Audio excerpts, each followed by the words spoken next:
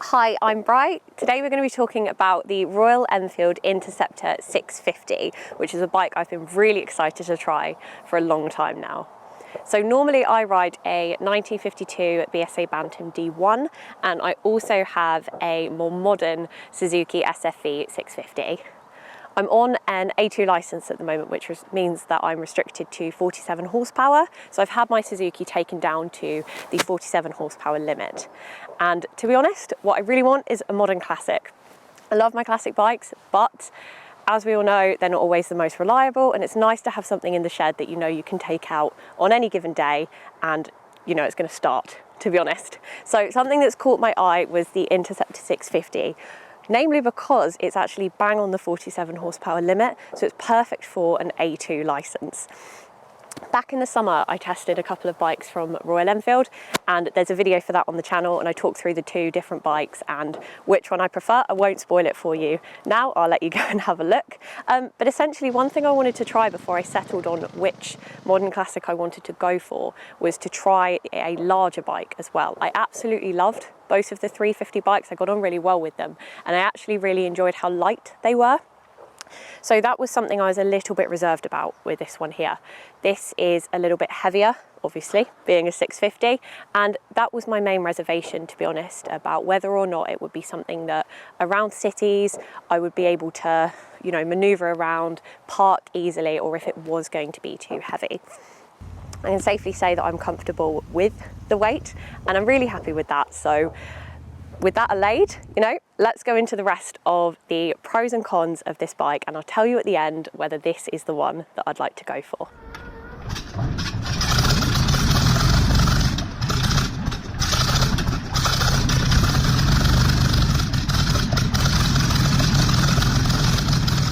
Okay, starting off with something I love about this bike is the general styling, to be honest. I think it looks fantastic.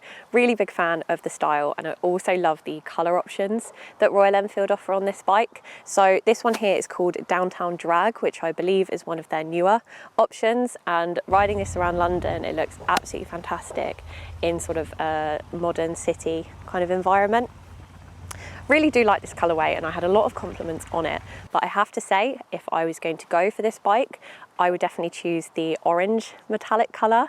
I really like the fact that it's got the more original logo rather than the written Royal Enfield on it, and I like the fact that it's metallic as well without being, I mean, I love the chrome one, but I know I would get it grubby really quickly and I'd end up with a load of finger marks and it wouldn't look fantastic. So I think the orange is a happy medium, and it's something that I think then looks really, you know, within classic style while it's still a modern bike. Something else I really like with the styling, actually, there are a lot more bikes nowadays, I think, that have these separate seats here, and that's something that I noticed with the 350s that I tried from Royal Enfield back in the summer, whereas this one being a full seat, I really like. I found it really comfortable, and, you know, gives you room to sort of move around, put your bag on the back if you'd like to, and the back bar as well is really useful for that. I didn't take a pillion passenger on the bike, but I did strap my bag to it at various points, and it was really good for that. And even while riding the bike for, I'm not sure how many hours it would have been, but I went up to London and left the house at 7 AM on the bike, didn't get home till 11 PM. Of course, I stopped for coffee on a couple of occasions, but on the whole, I was riding for the majority of the day, and even when I got home, still very comfortable. So that is a very big thumbs up in my eyes. As this is on the top of my license limit, this is the most powerful bike that I've ridden on the road. Well as my Suzuki is there, exactly the same. But I just love the way this rides, to be honest. It feels like it's got plenty of power. There was never a moment where I felt like it needed more, or going up a hill I felt like it wasn't pulling enough. It always had exactly what I wanted from it, and I just think overall rides really well and it looks fantastic. If I had to nitpick, however, and we were going to go into some small details, there are a couple of cons or drawbacks, if you will, to the bike, so I'll go through those now. I know I mentioned the weight earlier and how overall it wasn't enough to fully put me off, but it is still quite heavy. It's over 200 kilos, which is kind of where I draw the line about whether or not I think of a bike as being heavy for some reason, but I think I read that it's 217 kilos once it's got fuel in, and it's 202 kilos dry, which is quite a heavy bike, and because the side stand, in my opinion, leans it quite far, and I'm not someone, you know, out and about that will be using a centre stand, I'm too lazy, it does mean that manoeuvring it around is quite heavy and does get a little bit tiring after a while. But when I say a while, I'm talking about the day I went to London and was on it for plus of 12 hours, riding this around town generally and, you know, pulling it up to park. I didn't have a problem with the weight, and I was really surprised actually. I think the weight in it isn't too high up, and I did generally find it quite easy to manoeuvre around. Something else I noticed actually on the same trip to London, it sounds like I've only ridden the bike once, I've ridden it loads more than that, it was just a very long day out, is a friend of mine that I was riding with has a Triumph Bonneville, which sounds absolutely incredible. And that was something that I noticed about the Royal Enfield when riding alongside the Bonneville, is that it doesn't sound with these pipes as fantastic as I would like it to, and as I think it could. So if I was going to go for one of these bikes, I think I would 100% be looking to change out the exhaust into something that let a little bit more noise out, because I just think with the noise it would really just be the icing on the cake.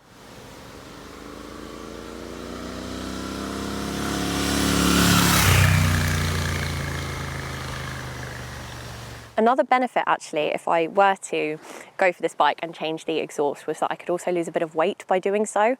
If I remember rightly, I think these are about 14 kilos, which is quite heavy for an exhaust, and it would be nice to be able to shed a little bit of weight there.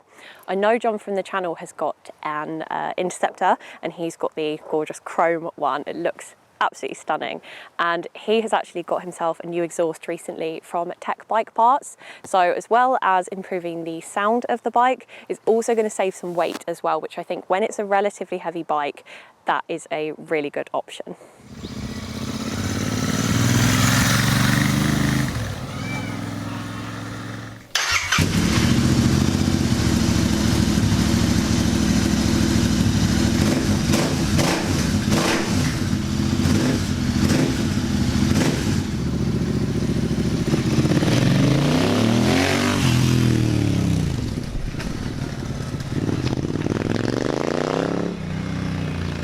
Back in the summer when I tested the Meteor 350, something that I really liked about it was the tripper option that it had. So Royal Enfield offer it's a really simplified sort of maps option that you can link up to Google Maps on your phone, and it will give you the directions of where to go based on your Google Maps right here. And this doesn't have it. It's got, you know, a slightly larger speed gauge and the RPM as well. And I really like the way that these are set out.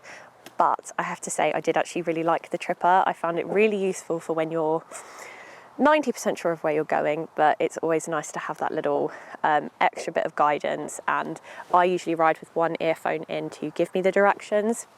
And that is just something that made the ride a lot more comfortable, having those directions right there in front of me. So that would be a slight drawback for this particular model, is that it doesn't come with the tripper as standard.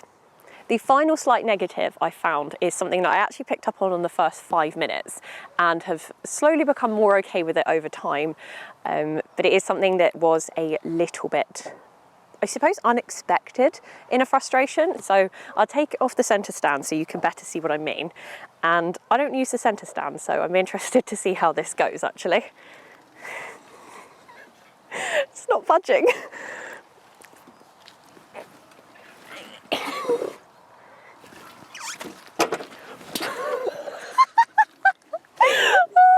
It's not the lightest, is it? There we go. And you can see what I mean actually about how the side stand does lean it quite far, which when it's heavy is a tiny bit daunting, but that isn't actually what I wanted to show you. What I wanted to show you is the positioning of the pegs. So when I first got on this to move it around, it was the first thing I picked up on actually, and I'll show you what I mean. So pulling the bike upright, you can see that where I would want to put my feet to maneuver the bike around is exactly where the pegs are. And I suppose that's potentially just down to personal preference and how I do things, but either side just isn't very comfortable. What I noticed after a few minutes is that they are actually sprung in one direction. So if I'm moving the bike backwards, I can do that and they will move accordingly. However, if for some reason I was pushing the bike forward, these are going to click into my shins, which is a little bit uncomfortable, but to be honest, it's only a small thing. I don't maneuver it around like that particularly often, and you know, I don't think that would be enough to put me off the entire bike. So that would be the final little negative that I have. Forgot what I was going to say. So we've looked at some pros and we've looked at a couple of little cons, but what's the big picture? What's the answer, essentially? And to be honest, some of it comes down to price. So of course, this being a 650 is definitely more expensive than the Classic and Meteor 350 options. I think depending on the colour options, these range from 6 to 6.5, although I believe John actually managed to get his for, I think it was 4.5 second hand, which is definitely more the kind of market that I would be looking in to buy one, because 6.5 unfortunately isn't currently in my budget for a motorbike.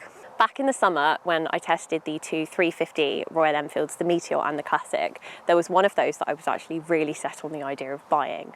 What I wanted to do before making that purchase was to figure out if the extra power that I would get from a 650, you know, comes in very handy on the dual carriageways and the motorways, and it was just something that was a little bit lacking in the 350s, was worth the extra cost and the extra weight. And so now is essentially the point where I have to make that decision and tell you which bike I actually want to buy, which modern classic I want to swap my Suzuki for and have in the garage. Will it be the 350? Will it be the lightweight, cheaper option? Or am I going to go for the heavier, more powerful, and unfortunately slightly more expensive option? And to be honest, as soon as I took this out, the choice was so obvious to me. It has to be this one. I absolutely have loved. I've spent a month and a half now on this Interceptor 650 and I've absolutely loved it. I've had a fantastic time, really looked forward to taking it out every time.